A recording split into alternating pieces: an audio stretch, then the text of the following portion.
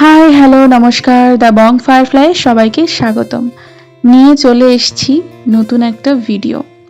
তো এখন বাজে সকাল 9টা আর আজ হচ্ছে রবিবার, রথযাত্রা। তো আজকের ভিডিওটা একটু অন্যরকম। তো চলো শুরু করা যাক আজকের ভিডিওটা।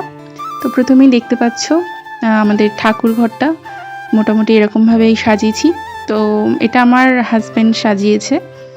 তো ওই আজকে পুজো দিচ্ছিল। আর এই যে আমাদের লক্ষ্মীনারায়ণ ঠাকুর, আর উপরে জগন্নাথ দেব, সুভদ্রা, বলরাম আছে। আমাদের ছাদে দেখো কি সুন্দর একটা তুলসী গাছের চারা আছে, এটা আমার শাশুড়ি মা বসিয়েছিল।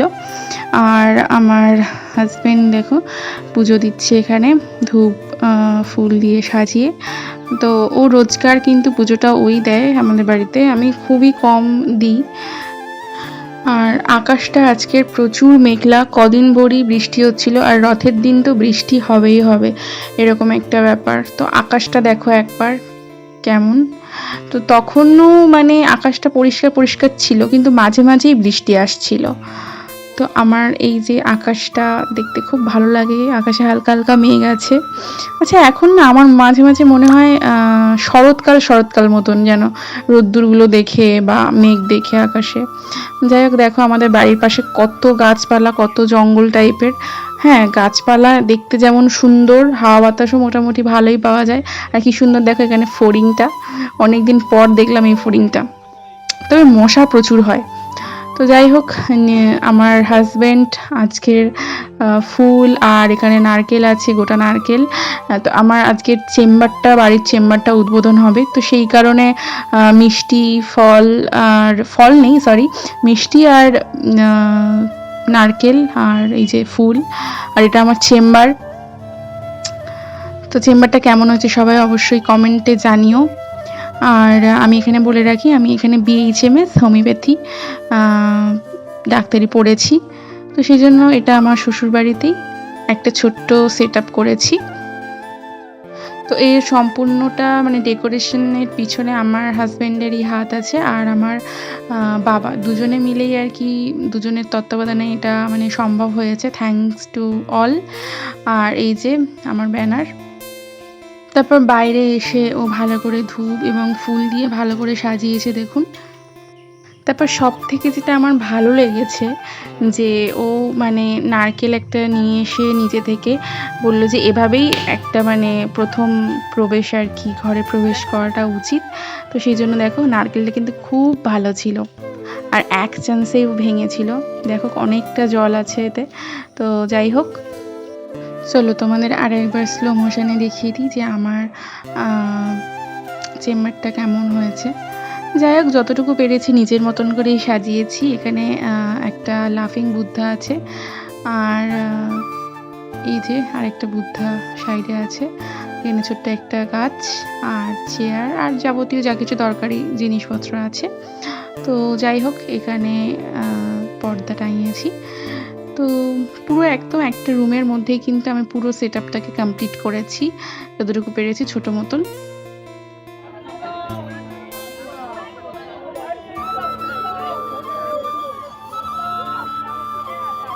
তারপর আমরা চলে গেছিলাম রথের পুজো দিতে। তো এটা হচ্ছে বারুইপুরের রথ। তো আমাদের বাড়ি থেকে একদম মানে শ্বশুরবাড়ি থেকে একদম কাছাকাছি আর কি রথটা।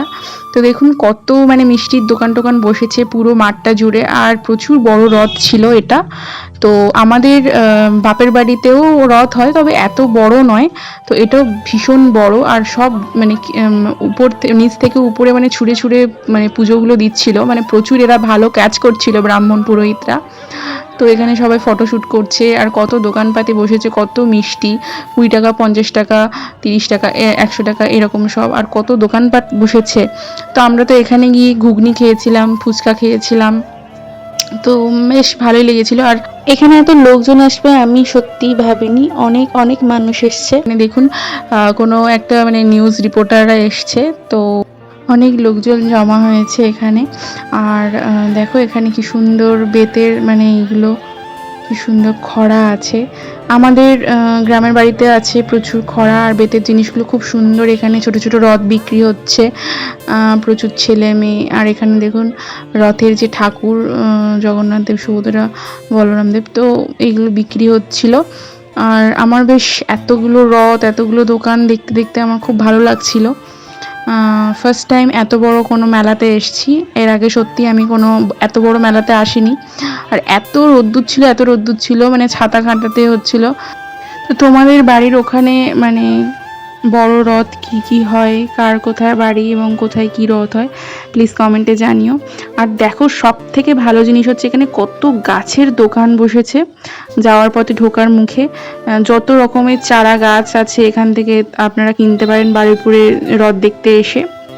তো আমার তো খুব ভালো লাগছিল। পরের বারে আসবো যখন, তখন গাছ কিনে নিয়ে যাবো অবশ্যই। মেলা থেকে ফিরে এসে গাছের একটা কাঁঠাল দেখলাম পেকেছে। তো যাই হোক, সেই কাঁঠাল আজকের কাটা হচ্ছে, তো সবাই মিলে খাওয়া হবে। কাঁঠালটা একদম খাজা ছিল, ঠিক আছে? তোমরা কে কে খাজা কাঁঠাল খেতে পছন্দ করো আমাকে প্লিজ কমেন্ট করে জানিও। আর এত বড় কাঁঠালটা সত্যি প্রচুর আঠাও ছিল।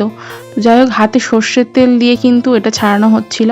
আর দেখো কি সুন্দর কাঁঠালের কোয়াগুলো। সবাই মিলে আজকে ঠিক করলাম সিঙ্গারা খাবো আজকে। তো সেই জন্য এখানে ময়দা আর একটু কালো জিরা দিয়ে ভালো করে একটা ডো তৈরি করে এই যে বেলনার সাহায্যে বেলে নিচ্ছি। তারপর একটা ছুরির সাহায্যে মাঝখান বরাবর এরকমভাবে কেটে নেব। কেটে নেওয়ার পর মনে হলো একদিকটা একটু ছোট হয়ে গেছে, সেই দিকটা একটু হালকা করে বেলে নিলাম। তো দেখো এবারে সমান সমান করে হয়ে গেছে দুদিকে। তো এইবার আমরা সিঙ্গারার যে মোড়নটা সেটা দেখাবো। এখানে দেখুন সিঙ্গারার পুর কিন্তু একদম রেডি। বাদাম, আলু আর মশলাপাতি দিয়ে বানিয়ে নিয়েছিলাম সিঙ্গারার পুরটা। আর এখানে দেখুন হালকা একটা বাটিতে জল নিয়েছি, হালকাভাবে চারিদিকে ময়দার চারিদিকে লাগিয়ে নিতে হবে। আমি যেরকমভাবে লাগাচ্ছি ঠিক একইভাবে পদ্ধতিতে মানে দোকানেও বানায়। দেখুন কি সুন্দর খুঁড়ি হয়ে গেল। এই খুঁড়িতেই এবার কিন্তু আমরা পুরটা ভরবো। এবার আমি পুরগুলো দিয়ে দেবো এর মধ্যে। একদম অল্প করে করেই পুরটা আমি দিচ্ছি, বেশি দিলে আবার মুড়তে আবার অসুবিধা হবে। দেখুন এইভাবে আমি দিয়ে দিলাম। পুর দেওয়া হয়ে গেলে সিঙ্গারার একদিকে হালকা জল দিয়ে এরকমভাবে একটা মোড়ন দেব, দিয়ে তারপরে দুটো খুঁট জুড়ে দেব। দেখুন কিভাবে করছি। আবারও একটু জল দিলাম। হালকা জল দিলে কি হয়, মুড়তে সুবিধা হয়। এবার সমস্ত ধারগুলো, খোলা ধারগুলো ভালো করে মুড়ে দেব। দেখুন কি সুন্দর শেপ হলো না? একদম দোকানের মতনই শেপ হয়েছে আমার। তবে আমি সিঙ্গারাগুলো একটু মিনি সাইজ করেছি, খুব মিনি নয়, মানে মোটামুটি স্ট্যান্ডার্ড সাইজেই আমি করেছি।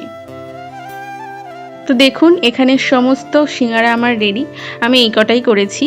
তো যাই হোক, এবার কড়াইতে তেল দিয়ে দিয়েছি। তেলটা হালকা গরম হলে আমি কিন্তু সিঙ্গারাগুলো দিয়ে দেব। খুব গরম তেলে কিন্তু সিঙ্গারা দেওয়া যাবে না। যদি খুব বেশি তেল গরম হয়ে যায় সিঙ্গারা কিন্তু ভালো হবে না। তো যাই হোক, আমি কিন্তু এখানে এইরকম একটা একটা করে সিঙ্গারা দিচ্ছি। সিঙ্গারার উপরের দিকেও একটু একটু করে আমি তেল দিয়ে দিচ্ছি এবং একটা একটা করে মাঝে মাঝে নাড়াচাড়া করে দিচ্ছি। সিঙ্গারা কিন্তু টাইম নিয়ে একটু ভাজতে হবে, তাহলে কিন্তু সিঙ্গারা ভালো হবে। দেখুন সিঙ্গারার গায়ে একটু হালকা হালকা ব্রাউন ব্রাউন কালার চলে এসেছে। প্রায় 10 মিনিট হয়ে যাওয়ার পর দেখুন গোল্ডেন ব্রাউন কালার আস্তে আস্তে কালার আসছে। এখনও কিন্তু পুরোপুরি হয়নি, এখনও বাকি আছে।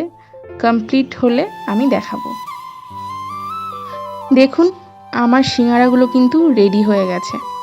আর বেশি ভাজবো না, ভাজলে কিন্তু কালো হয়ে যাবে।